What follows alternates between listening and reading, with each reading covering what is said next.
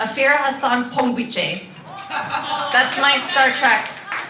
My name is Afira Hassan, and I'm the president of the Rotary, Edina Morningside Rotary Club. Thank you. I'd like to introduce the elected officials who are in attendance today.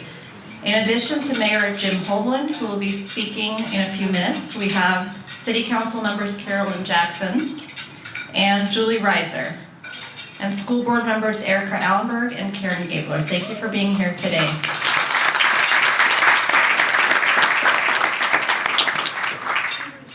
I would also like to take a moment to thank the Lancer catering staff who's serving us lunch today, and the city and school district communications teams that have helped put together a great presentation for us today. Thank you. And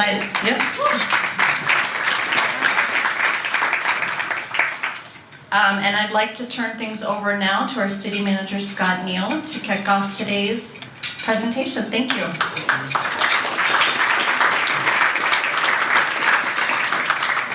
Thanks, Afira, and my Klingon name is Scott Neal, N-E-A-L.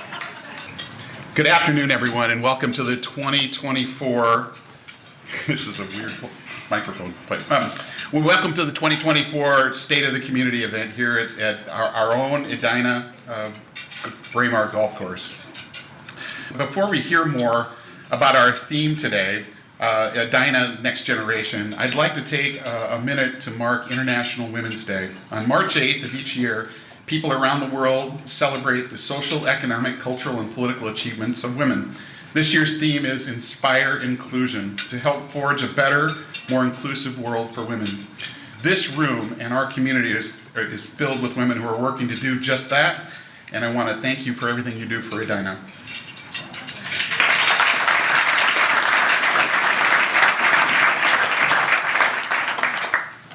It is my pleasure to introduce Mayor Jim Hovland.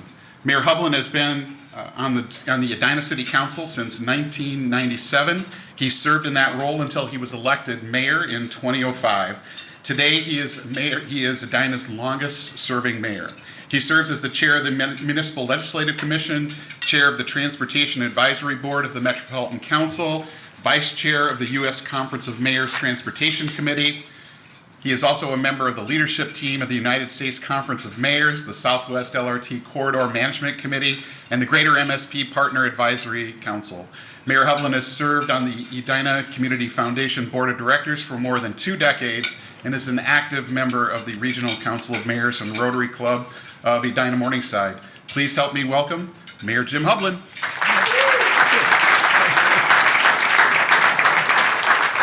Hey, thanks everybody. I was at an event downtown this morning for the Regional Chamber, their annual meeting, and where's Dietrich? I'm right over here, man. Yeah. So they introduced me down there. I was on a little panel with the mayor of Woodbury and Mayor of Edina. And whoa! Only one though. Whoa! Out of 800 people. And it made me think about Edina. You know, it's hockey season and tournament time. And how about those girls of ours winning the state tournament? They get seeded 4th, and they win the whole thing. And now our boys, just by beating, I think, the number 1 team, no, not Elk River, but in the sectionals, we beat Wayzata. And that, many people were thinking was a state championship. And we'll see. We'll see how the boys do, but they're doing great. And then the boys swim team won the state championship. And when Dietrich gave out that sort of solitary whoop this morning, it made me think about a few years back when Rick Dressen was superintendent. We got invited to the state hockey tournament, and it was the first round. And Edina was heavily favored, unlike the girls were seeded 4th. And so they're playing Duluth East. And Lorraine and I go, my wife and I are there with everybody in the Edina crowd, and the XL Center is full. And we lost to Duluth East. And as the clock ticked down to 0, and it showed that Edina lost, the whole stadium stood up and cheered.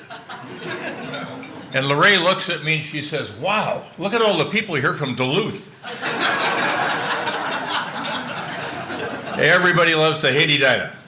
So But somebody told me once we're kind of like the New York Yankees. Everybody respects you, but it's that grudging sort of thing. I thought Shelley did an important thing this noon, and that was to talk about Burnsville and what happened in Burnsville. And I want to just, our chiefs are here. Our fire chief, Andrew Slamo, had a really important role to play with the fire chief in Burnsville. They've been colleagues for a long time and friends. And he was helping him every way that he could. And then when we had this event on Saturday night for our first responders, the mayor of Burnsville came up, and she told me too that she didn't describe it this way, but where's Jennifer Benarott? Where is she sitting? Where? Oh, there she is. She called Jennifer a rock star because they sent the whole communications team down there right after this murder unfolded with those three first responders. And Jennifer and everybody did a fantastic job. So please help recognize once again our first responders, our leaders of our team, and Jennifer Benarott and her team that was down in Burnsville helping so much.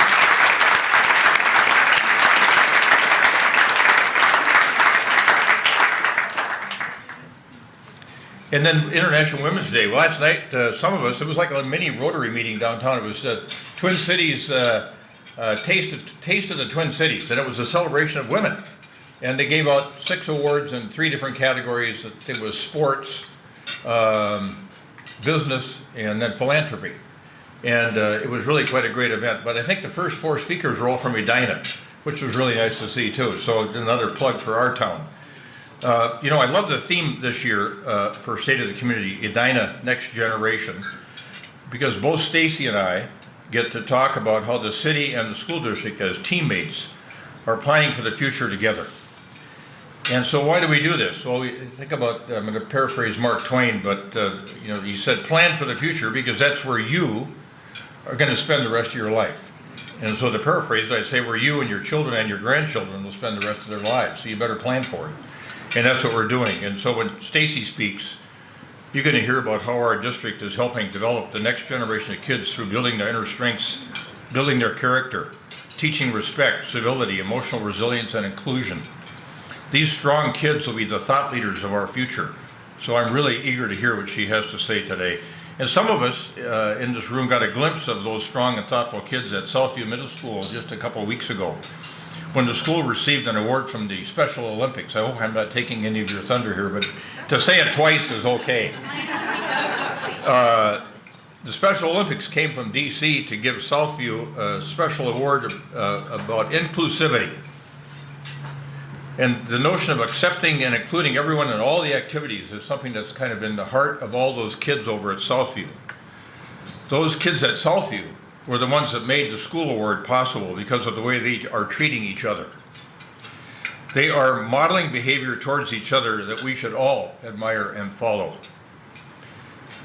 On the city side, we are thinking about next generation and our collective future and how we are trying to help shape that in the ways that make our town healthier and more prosperous. One cannot help think as we go about this effort of helping our community become more healthy and more prosperous and an ever better place to live, that our local priorities for progress in those areas are linked to global challenges like we've never probably had before.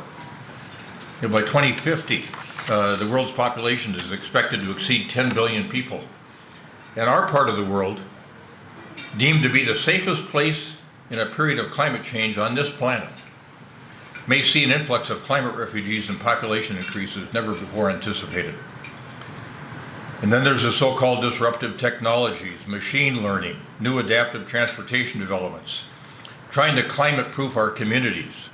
And new social technologies may also affect how cities are governed and citizens live and function within them. So will this era of exponential change lead to a future where we will be one big global data-driven ecosystem where human beings and capacity cannot match the pace of change created by technologies that transform our lives? I don't really want to think about that right now. That's too much to deal with.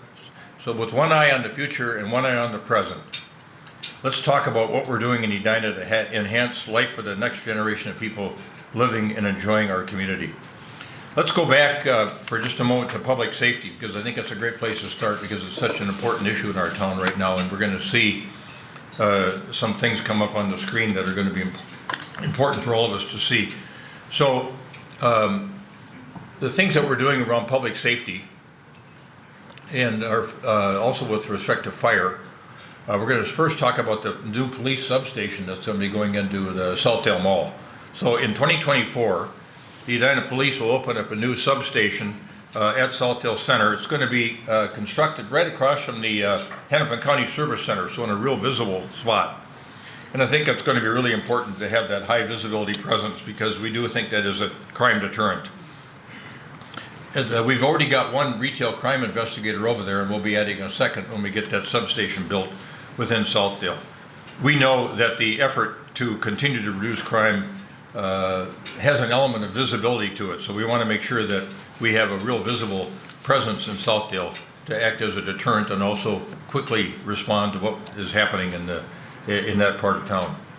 You know, because of what's been happening with trying to keep people safe, Minneapolis being down 200 to 300 police officers, we've had crime, and we all know that we've had crime seep into our communities and other communities. You don't have to be a first-ring suburb to have this experience. It's happening in second and third-ring suburbs as well. And so as we thought about this as a city council, my colleagues Julie Risser and Carolyn Jackson here today, and our other colleagues Kate Agnew and James Pierce, our 2024-2025 budget includes the addition of 4 new patrol officers, a neighborhood engagement officer, and 1 mental health response officer. And our neighborhood engagement officer is already really heavily involved in the community, I would say, put it that way. We've had meetings with 2 neighborhoods already about some criminal activity they've had in their neighborhoods and how we're going to respond to it. So by 2025, because of some of the growth we've had in our community, we're going to have 64 officers in this position. In 2018, we were 10 fewer than that, so we'll be up to 64 from 54. Also, because we're living through an era of unprecedented mental health challenges, and I think we all recognize that, the new president of the current president of the U.S. Conference of Mayors is a woman named Hillary Sheevey, who is the mayor of Reno, Nevada, and she's lost 2 of her siblings to suicide. And so mental health has been a big emphasis at the U.S. Conference of Mayors. And I just noticed the other day that she was named USA Today's Washington, D.C. Person of the Year because of her work around mental health. And so we're thinking about that too in our city and in our police department. And Chief Milburn, who's sitting over in the back, has plans to develop what's called an alternative response team. And those folks, those mental health professionals, will be dispatched to assist police officers and firefighters and paramedics with some of the types of calls that we get. And of course, it's up to our dispatchers to screen those calls to make sure that we're not putting somebody in harm's way, but sending the right combination of people out in the right sort of circumstance. And they've been very, very busy. As many of you know, we've been adding mental health professional capacity to our police department ever since the advent of COVID. Now we're in the 4th year since COVID. Today, officers who encounter an irrational person creating a disturbance have 3 choices. They can take the person to a hospital, they can arrest the person, or resolve the matter informally. And I think this alternative response team is really going to help us do some significant work in that area of mental health.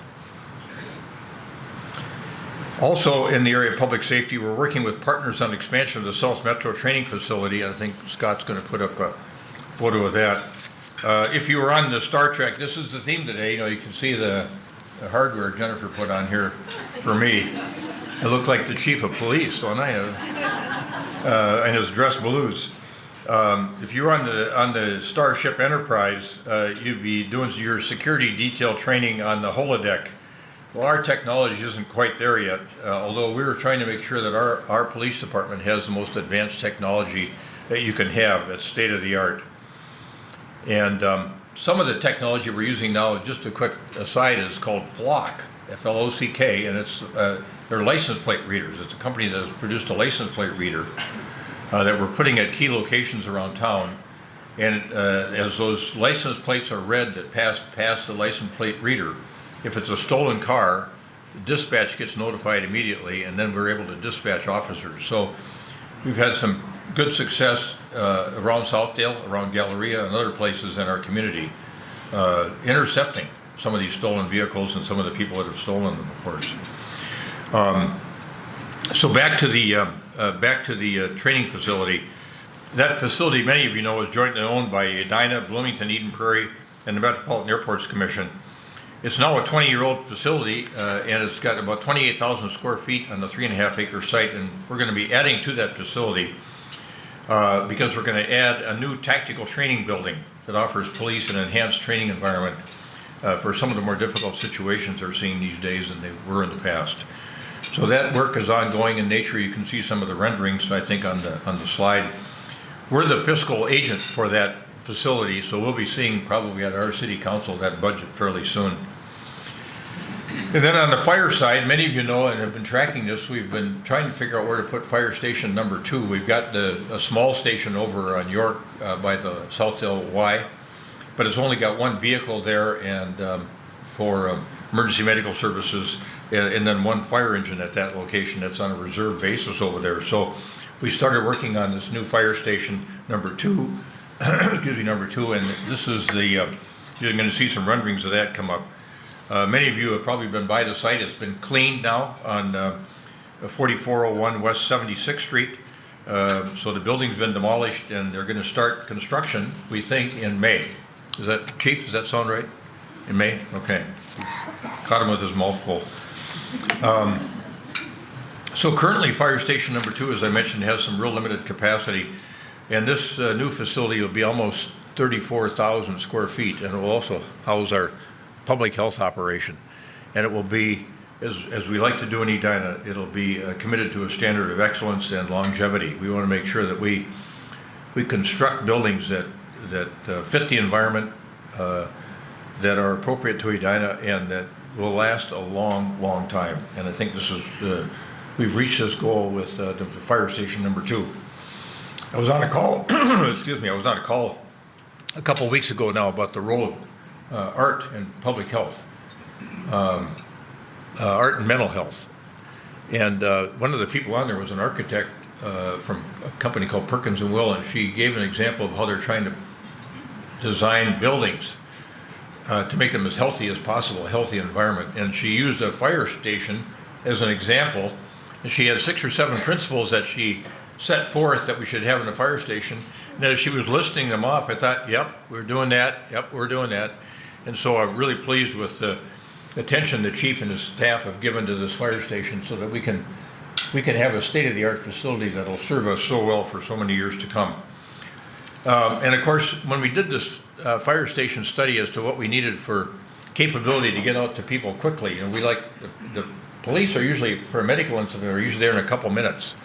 And then the firefighters follow on just a few minutes behind them. We had an incident at our house last winter when I had an uncle that was over. It was his 90th birthday. We had him over, and his daughter and son-in-law were there, and he were sitting at the dining room table, and I heard his son-in-law say, "What's wrong with Don?" And over he goes, and the paramedics were there in no time flat. It turned out he needed a pacemaker, so he got a new pacemaker over at, even though he lived in Stillwater, got a new pacemaker over at Fairview Southdale. So, but they were so attentive and so professional, and we get letters. It seems like every council packet there's a letter from somebody saying how much they've appreciated the emergency medical services personnel that have served them. And so, in that study by a company called Five Bugles also reflected the idea that we needed a third station at some point in time. And we think we got a spot figured out for it. And here's what you're going to see. The city thinks we can put it near that confluence where the new apartment building is, right where all those roads come together. So what we've got here, and Chad Milner's here too, our engineer, we've got 8 local road connections into getting on and off Highway 100 right west of City Hall. And with the work that we're going to do with the funds that we've secured, we looked at a couple different options, and the 2 engineering options were something called a diverging diamond and a tight diamond interchange. And so, but it turned out to look better for operational purposes and also to accommodate non-motorized movements was the tight diamond interchange method, and we're going to be looking at constructing this starting, Chad, next year. And then that bridge over the railroad track, that's a Hennepin County bridge by Devani's, that'll also be replaced. So there'll be a lot of activity going on there for a while. And then hopefully we'll clear enough land out of this area there where we can put a third fire station in there if we can get MnDOT to give us the land that they own. So we're keen about that. We talked a little bit about that clear connection between mental health and the work of our PD, and there's also something to talk about with respect to mental health and the power of nature. And this goes to the local option sales tax monies that we've had you all authorize us to spend up to $90 million in several different ways. And we know from studies that nature has a real calming effect on people. Even photographs of nature have a calming effect on people in really densely urban environments. So both Braemar Park and Fred Richards Park are going to go undergo massive changes this year. So watch that carefully. And next year as well, because of the fact that you've approved this local option sales tax spending. So as I mentioned, we have upwards of $90 million in taxpayer authority to spend on our parks and related improvements, and also with respect to the Braemar Ice Arena.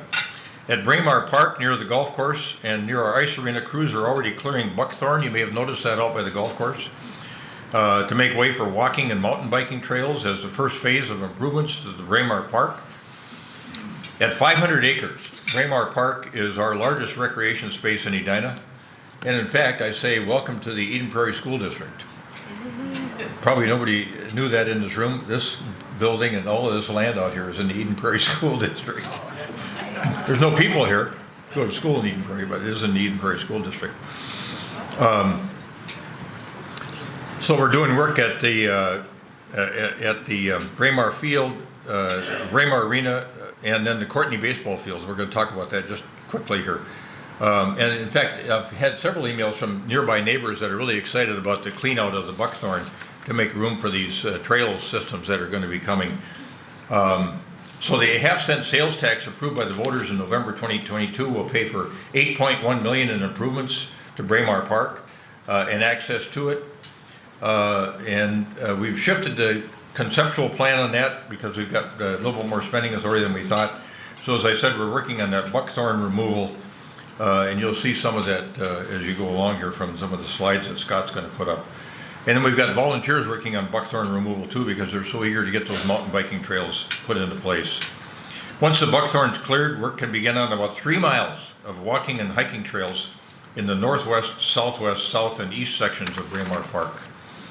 A new trail in the northwest section will meander through the park east of the new mountain biking trail that's going to be constructed. Just skirting to the west of the Braemar Golf Dome, it crosses Braemar Boulevard where walkers can do a loop and continue toward the south end of the park.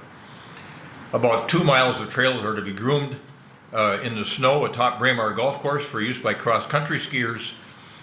And a map of the proposed trails has been developed and a vehicle has been purchased that can groom these snow trails and also be used for summer tasks. The plan was to groom these trails this winter, of course, and you can see how that panned out. So we'll have to wait until next year to groom those trails and see if we need to make any modification of them. And then we'll have, of course, about 8 miles. When we get all done, we'll have about 8 miles of mountain biking trails in the northwest, southwest, and east segments of Braemar Park. And that'll begin yet this spring, which is really quite exciting. And then over at Courtney Fields, we're putting in some new lights. The mild winter allowed us to jumpstart on improvements of the baseball fields at Courtney Fields.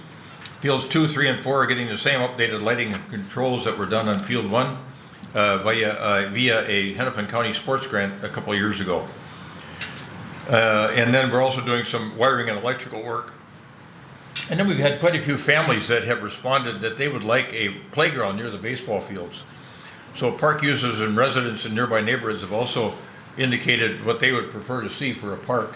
And we're going to make sure that we get that park constructed and it's got the equipment in it that neighbors would like to see, which I think is really great. And then, of course, Fred Richards Park, the old Fred Richards Golf Course over off 77th.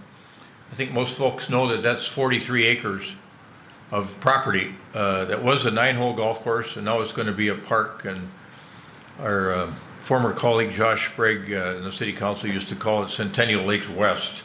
He wasn't far off the mark in terms of its capacity to be something like Centennial Lakes because of the high water table over there. So when it's done, it's going to have about 2/3 passive uses, like walking trails. The regional bike trail already goes through there. And then there'll be some play fields there as well. And then we're going to renovate that building that's over there.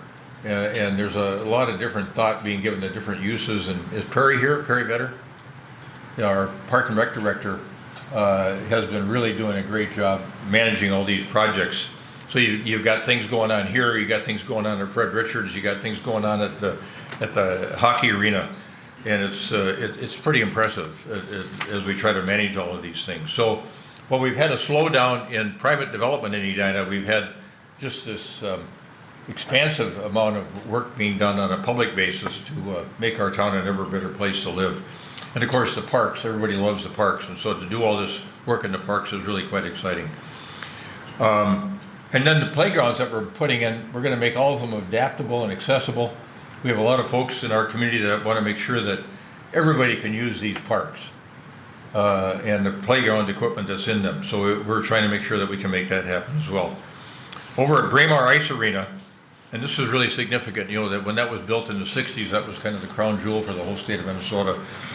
And when you go for local option sales tax at the state legislature, you got to convince them that it's a regional asset. We didn't have any trouble doing that because people from all over Minnesota and Wisconsin and other states come to use that arena for different tournaments, even from Canada. So what we're going to end up with now is almost $45 million worth of spending authority through those 2 local option sales taxes that all of our citizens approved for use on those arena updates. And if you remember with local option sales tax, first the legislature has to tell you that it's okay to do it. And then secondly, your voters have to tell you that it's okay to put it on them. And of course, because these are regional projects, regionally based projects, about half the sales tax that we collect is going to be paid by non-residents because they're using the facilities as well. So this year at the ice arena, you're going to see mostly design and planning work. We've got 2 specialist companies hired that'll work together to renovate and update and expand Braemar Ice Arena. And that's it for local sales, option sales tax related materials. Now I see Jennifer has put up, if I can sneak a peek past Randy there. We've been talking to the Hennepin County Library folks and Hennepin County itself. You know, over at 70th in York, where they've got the existing library, they had 3 different things going on over there. They had the courts, they had the library, and they had services. Well, they've moved the services over to Southdale. And incidentally, Kowalski should be opening here fairly soon at Southdale. I just thought of that. I think they were shooting for a March or April opening, so keep that in mind. And then they moved the courts out to Ridgedale, that serve Edina. And so the library was left, and they've been thinking about what to do with the library. And here you can see a rendering of the old building. And then you want to put that new rendering back up again, Jennifer. So there's a real high water table over there at that site too. And you know, when you go over there, it looks like all asphalt and then a building in the push to the back. So this building, the new one that they've designed, and Hennepin County does a first-rate job on their architectural design and their materials usage. So this building will be up in the northwest corner, kind of up towards the Edina corner. And then about 2/3 of the site is going to be naturalized, and then with some water features because of the high water table. I think it's going to be quite extraordinary. So as soon as they get done figuring out how all of it's going to work, we're going to have a beautiful new library. And in the context of building this library, they came to us and they said, well, you guys need a new art, don't you need a new art center? You know, and ours is in tough shape and would cost millions and millions of dollars to redo the art center. So we said, yeah, we'd be interested in talking to you about that because we own a building with the county over at Grandview. The Library Senior Center is a condo. We own the bottom, they own the top, and we have a condo board association that Scott sits on over there. And we thought, well, okay, maybe they want to do a condo over here. No, they don't want to do a condo. They want to own the building and they want us to be a tenant. So we're working on the idea of what that would look like.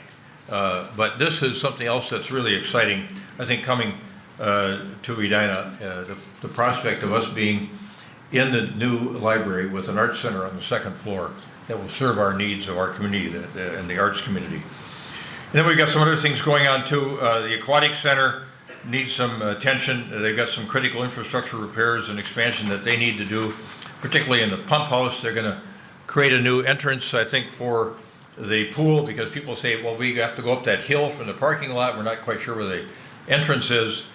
And so we're going to put up a new building for admissions and concessions. We're trying to get some money from the state bonding bill, if there is a state bonding bill, to help pay for some of this. And that's a good thing as well. And then finally, I want to talk about our partnership with the schools and the things that we're doing together are reflected in the city's activities. So many of you know that we have student commission members, board and commissions. We have 2 students on each board and commission.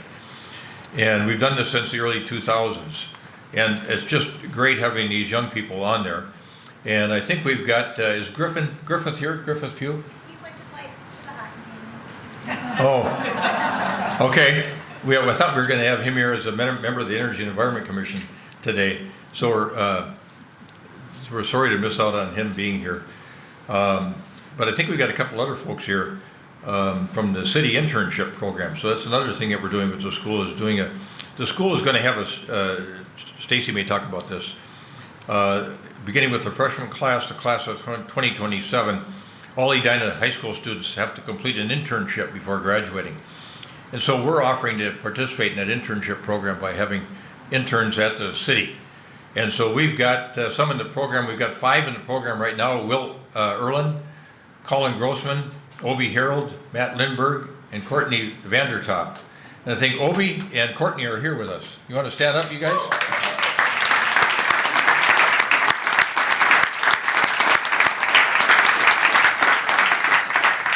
And are you enjoying yourself so far in the intern program? Yeah. Finding it of value? Good. Well, I didn't mean to put you on the spot like that. Anyway, yeah, the boss is sitting right next to you, so you better nod your head affirmatively.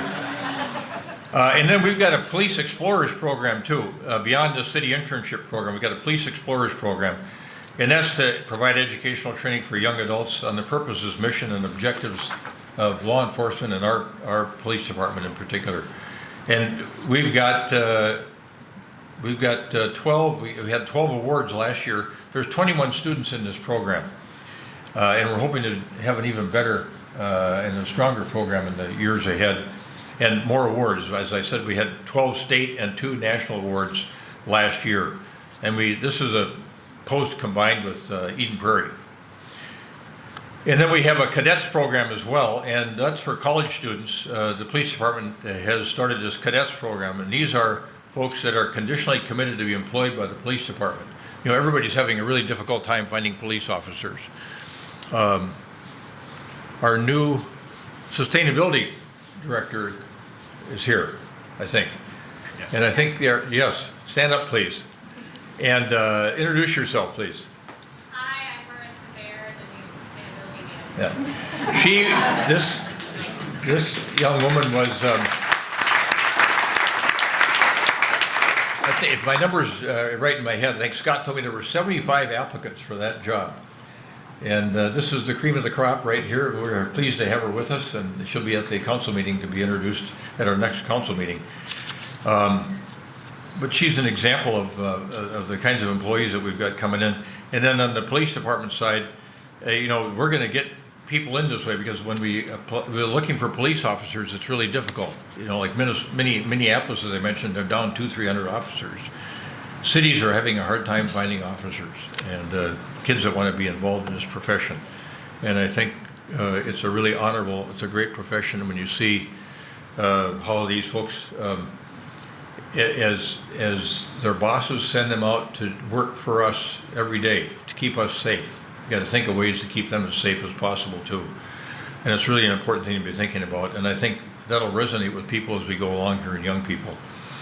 And then in the summertime, of course, we're a large employer of teens. We've got 500 part-time employees, and a lot of them are teenagers. So I'm supposed to get wrapped up here. Thanks for your patience. I'm supposed to tell you that Captain Jean-Luc Picard said things are only impossible until they're not. I thought that was Nelson Mandela, but things always seem impossible until they're possible. And then I'm supposed to give you all this. I think it's a friendly sign of engage. At least I'm hoping that. And I'm hoping a variation of this isn't something else that's not good. So, thanks for listening to what we've got going on in the city. As I mentioned, I'm so eager to hear from Stacie. We got a wonderful town here. We got a wonderful partnership and teammate in the school district. And Scott and I meet quite a bit with Stacie and Erica, and it's really been a pleasure working with them. And you develop a really fond relationship beyond the professional relationship that you have. And I just caught out of the corner of my eye Daphne. She has been just a gem for the school district too. I think you've been able to tell the public now, Daphne, what we all knew inside, and help people understand how great the Edina School District is, and what a wonderful place. It's becoming a more wonderful place for families and students all the time. And you're able to tell that story and tell it effectively. I think you've done beautiful work for the school district, and it has a direct impact on our entire town. So thanks for the good work that you've done.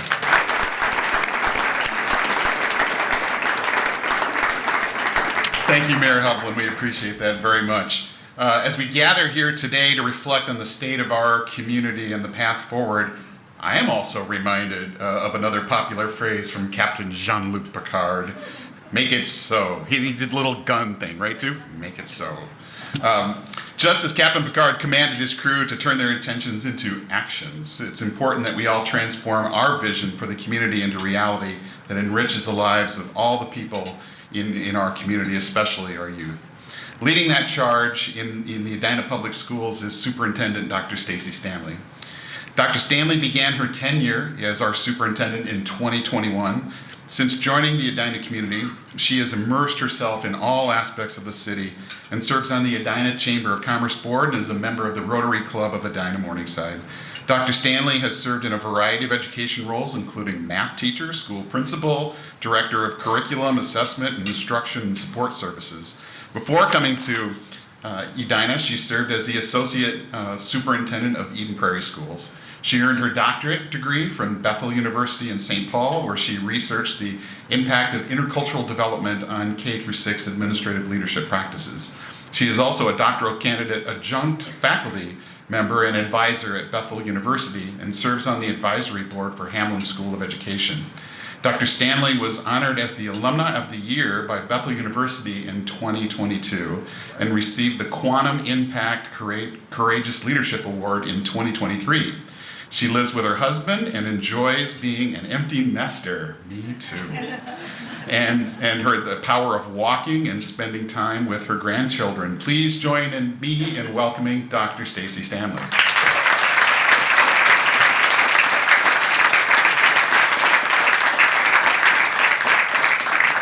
We actually added a grandchild in January. He is now, I don't get to name my grandchildren.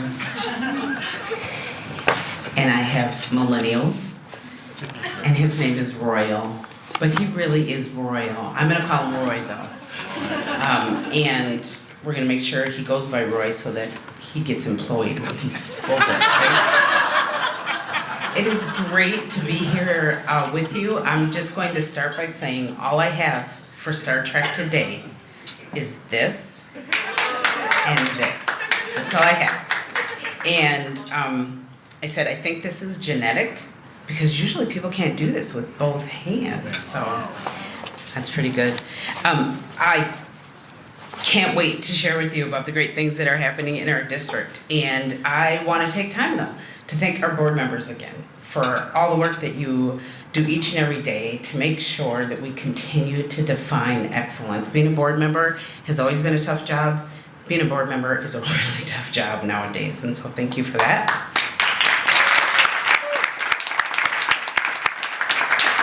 I also want to take time to recognize a few of my team members who are here. So Dr. Randy Smazel, Assistant Superintendent. We have our Director of Teaching and Learning, Jody D. St. Hubert. We have Dr. Anne-Marie Leland, our Director of Community Ed and Strategic Partnerships. Daphne Edwards, our Director of Marketing and Communications. And I don't know how many folks know Jacqueline. Jacqueline Swords is our Communications Coordinator. And I'm going to look around and just see if anybody else snuck in, and I don't think that they did. So, as Superintendent of Edina Public Schools, I am immensely proud to lead the district. And to lead a district that is not only committed to academic excellence, but that is also dedicated to cultivating the next generation of future leaders. Today, I invite you to join me on a journey to explore our extraordinary educational opportunities within our district and to witness firsthand innovative programs, passionate educators, and a supportive environment that collectively empowers our students to become visionary leaders of tomorrow. Graduates from last year, they are absolutely amazing. And we're going to move into our vision. So our vision in Edina Public Schools is for each and every student to discover their possibilities and thrive. This is our North Star, and we strive every day to walk the walk with every one of those words. Our mission is that Edina Public Schools is a dynamic learning community, delivering educational excellence and preparing all students to realize their full potential. It's cute kids, aren't they? Through academics and activities and opportunities, we encourage creativity, we foster curiosity, and we develop critical thinking skills. We support every student's educational journey by creating a caring and inclusive school culture that supports the whole student. So a few years, actually it's probably a couple years ago now, we finalized our portrait of a well-rounded graduate. And the next generation of Edina graduates is on track to receive that outstanding educational experience that prepares them for the four walls outside of Edina. Our portrait of a well-rounded graduate illustrates what each and every public school student in Edina will know and be able to do. Of course, we start with our students being academically prepared, and our mission is for us to focus on the whole student. So you'll notice that the other areas support our aspiration, and I'm excited to share with you about a few of these areas. The first is academically prepared, and Jody D. St. Hubert is leading these efforts. You may have heard about much about the Minnesota Reading to Ensure Academic Development Act, or the READ Act, that was actually authored by our very own representative, Heather Edelson. I know she's not here because she's down at the Capitol working right now. The READ Act requires that every K-3 educator be trained in the structured literacy or science of reading model by July 1st of 2025. Edina Public Schools has defined excellence by being ahead of the curve, and that occurred well before legislation was brought forward, and by the end of this year we will have nearly 100% of our teachers already trained in the science of reading. Edina Public Schools uses the language essentials for teachers of reading and spelling. Most of you have heard that called LETTERS as our model, and it's a rigorous 144-hour graduate level course. Those of you who have your master's degree, imagine you're going back for another 144 hours of rigorous training to make certain that you're able to do your job well. LETTERS is evidence-based reading instruction, and we are also ensuring that both our early childhood teachers of early learning students, as well as our 4th through 8th grade teachers, are going through a program called Aspire. We are really grateful to our education fund who made the training possible with more than $400,000 commitment, which included a grant from the city. And so we can't thank you enough for that.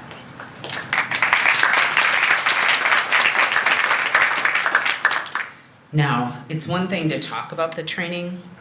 It's another thing to really show proof around that training. Third grade literacy is really important. We know that up until third grade, all of us were learning how to read, right? But after third grade, we're using that reading to, that ability to read to just build our skills in so many other areas. So I'm thrilled to report that Edina has made substantial strides in literacy and is now academically more than ever stronger. You can see up here that we have 16% growth, and we moved from 64% of our students being at benchmark in third grade to 80% of our students. It's pretty incredible to make those gains, and we have seen gains across every grade level, just about every grade level in our system. Another one of our areas in our well-rounded graduate is to be a globally competent individual. Our secondary Hornets travel all over the globe for purposeful learning. This past summer, Edina High School students traveled to Madagascar on a science conservation research expedition. The students actually collected data on local animals and insects and performed a coral health survey, all while scuba diving. So first they had to be scuba certified before they were able to do that. Next year, many of our students will head to Portugal for more hands-on exploration of conservation science, inland and in marine environments. These experiences really allow our students to develop their global mindset in a way that actually demonstrates empathy, and it builds their world perspective. And quite honestly, when they are applying for colleges or, whatever they choose to do post-secondary, it just better prepares them. This is one of my favorite images that we have most recently. I really believe in intergenerational experiences, and I just love this. So another one of our core competencies that we look at is responsible and engaged citizen. And you know what, we have so many different ways that students are doing this. Our students at Creek Valley, they just had a Go Mad Day where they had so much service that was going on. We see many great examples of responsible and engaged citizenship in our community education programming. Edina's Kids Club at Countryside Elementary organized a walk to end Alzheimer's with the Edina Senior Center. The students earned over $600 for Alzheimer's Association through a bake sale ahead of the event and enjoyed walking and connecting with the elders in our community. Another one of our core competencies is effective in being an effective communicator and collaborator. We know that effective communication and collaboration skills are demonstrated through leadership, listening, and strong interpersonal skills. I am incredibly proud of our students on our Legislative Action Committee. 63% of our Legislative Action Committee is made up of students. These are students who actually apply, they go through an interview process in order to be on the Legislative Action Committee, and then they actually create the platform, right? So we are not the adults who are creating the platform for our kids. Our kids are creating the platform for what they need. Raise your hand if you were at the Legislative Action Breakfast in January. That's great, thank you for being there. And then hopefully next year we'll have a lot more hands that are raised because we need to market that more. So in January, they presented their advocacy platform to legislators and to the community. And earlier this week on Tuesday, we traveled down to the state capitol to advocate for issues that were critical to our students.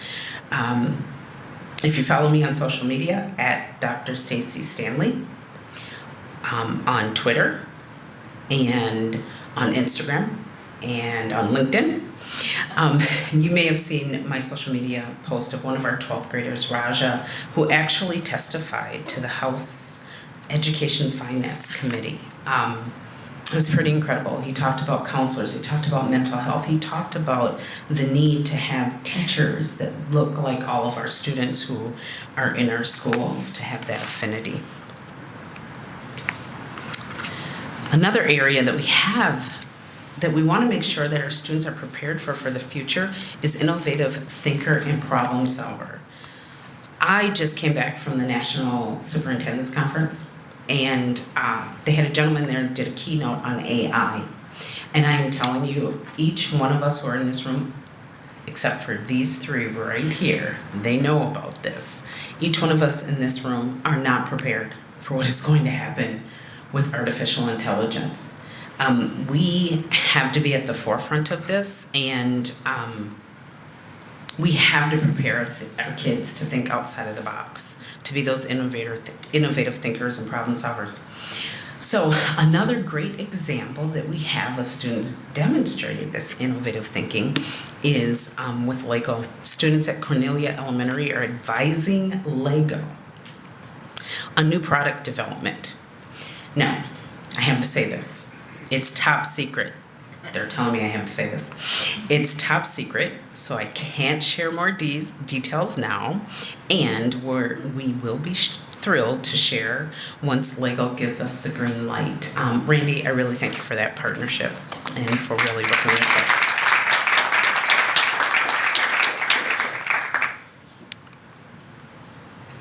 All right, raise your hand if you've ever been to any of our unified programs.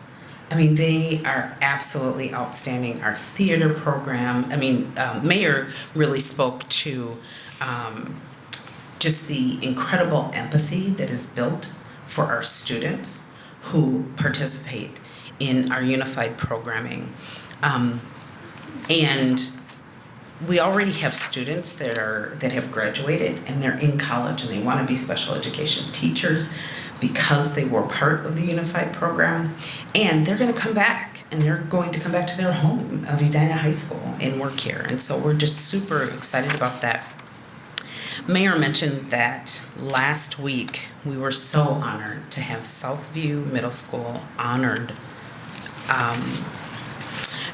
as a Special Olympics champion school. Dr. Betty Davis came from Washington, D.C. Mayor Hovland was there. We had many families. We had many students there. It is such an honor. We are the only school, middle school in Minnesota that has this designation.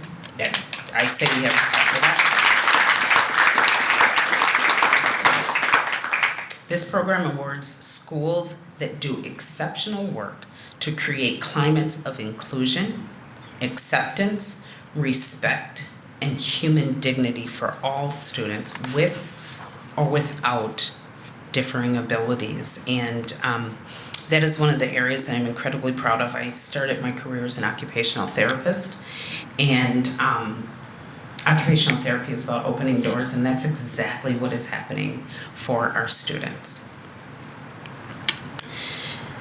Now, there's no wonder that the Edina parent community has given us such outstanding ratings, based on that. Our latest parent survey shows that 96% of our parents are proud their students attend EPS and would recommend to others. 96% of our parents give our teachers a favorable job performance rating, and 91% of all Edina residents say that the quality of our schools is good and excellent. This survey is a scientifically valid survey that's conducted by an outside agency, Morris Leatherman Research Company, and we do that at least every year, sometimes every other year. Our scores have never been higher, and we are incredibly proud about that. Now, hold on to your seat, because I'm about to take you through some incredible recognition that we have received about our schools. It's going to go fast. This year, for U.S. News and World Report, every one of our elementary schools were in the top 10 schools in Minnesota, elementary schools.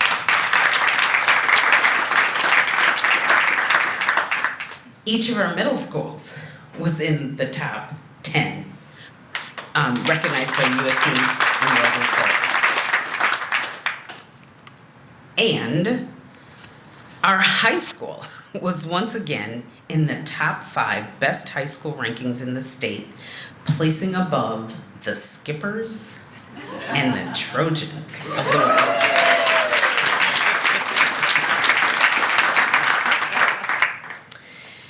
Many of you know that we are so proud of Countryside. It was honored with a National Blue Ribbon School Award, School of Excellence Award this past fall. I received a call probably this time last year from the Minnesota Department of Education saying that they had really been looking at the performance of students at the school, and they wanted to know if I thought that Countryside would be a good candidate for this. I'm like, absolutely. Karen Bergman is our principal there, and she's retiring this year after 13 years with us, but a 23-year career in administration. And I am just thrilled that she is able to retire, having led the school to receive this award. We traveled out to Washington, D.C., last November, and I think it is important to note that Countryside is one of just 9 schools across Minnesota to receive this prestigious award. We can give a clap for that. This fall, we announced that Southview received the Association for Middle Level Education Schools of Distinction Award. Southview is the only middle school in Minnesota and just one of 11 schools that was selected nationwide for this award. Now, Mayor kind of talked a little bit about this, but I am all for planned redundancy. So we'll talk about it a little bit more. We reached that milestone with our boys golf team last summer, springish, depending on how you look at it. And we were absolutely thrilled. We came together. I don't know, raise your hand if you were able to come to the alumni celebration this fall. That was so much fun. I met so many alumni. I met an alumni he was on track and field in 1965. It was so cool. He had brought his son, who was also an alum of the high school, and he was just so proud to be there. Well, we were so excited, right? And then, how about our girls? Right? Girls soccer, girls swim and dive, and most recently, girls hockey brought home titles 201, 202, and 203.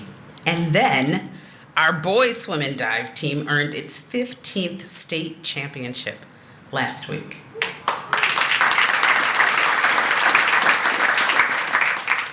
Now, athletics can get a lot of attention, but we really also want to note that we also had winners in the state debate championship. And the Edina robotics team earned a state championship title. Now, I don't want to jinx anything, so I'm not going to talk about tonight. Okay. Now, I just got a sign that I have 5 minutes left, and I'm just going to say I would be completely remiss if I did not talk about our fiscal situation. I know that our community just went through a tumultuous time. School finance is incredibly tough, and in spite of that, we are overall in a good financial position. We are still one of just 3 districts in the state that have the Moody's AAA rating.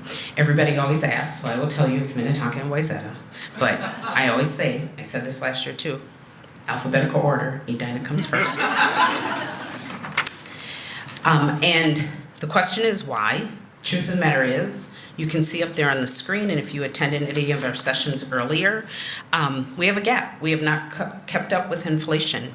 There's a $1,356 per pupil gap between if we had kept up with inflation and what we received, which we are very happy for the additional funds that we received this year. It just didn't help us to keep up. So we received a 6% increase over 2 years. And our contract settlements have averaged 8% over the past couple of years, and ranging anywhere from 2.35%, I'm just gonna say, that was my admin team, and I'm really grateful for them that they took that, all the way up to over 15%.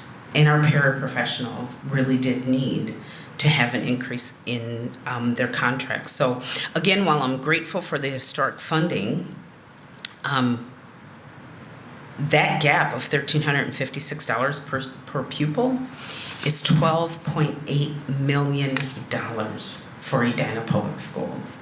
Now, we do greatness already. We are excellent, and imagine if we had an additional $12.8 million to serve our students. Many of you in the room are business owners, and you most likely understand the significant impact that staffing has had on your company's bottom line. Similarly, 79% of our budget is for staffing.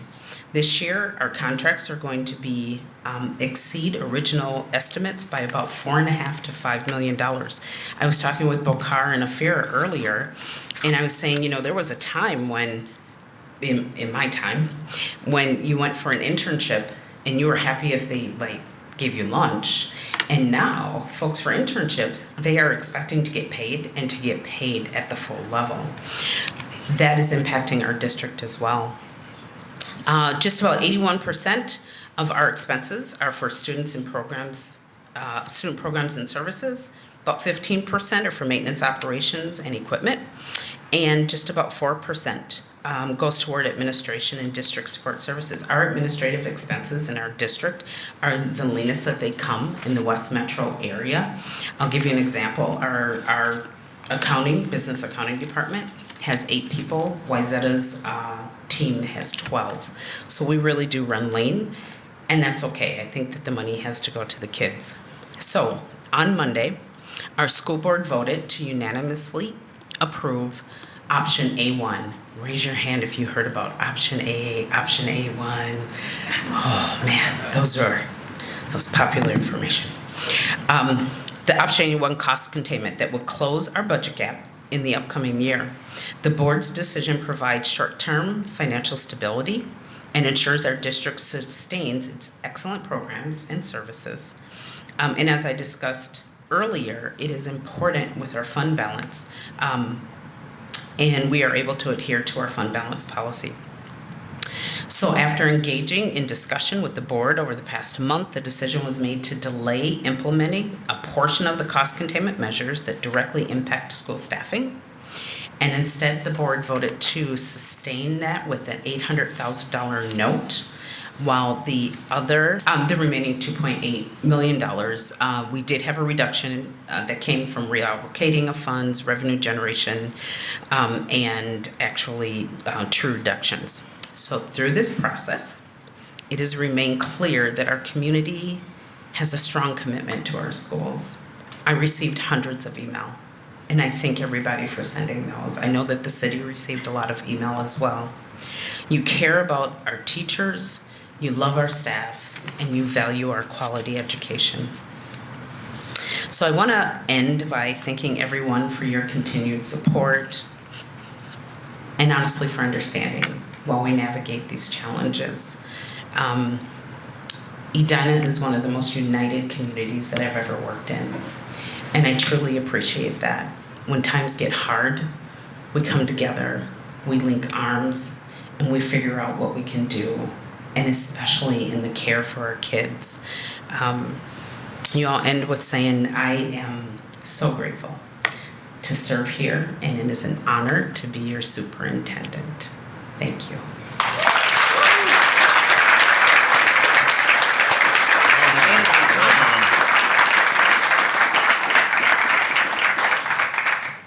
Thank you, Dr. Stanley.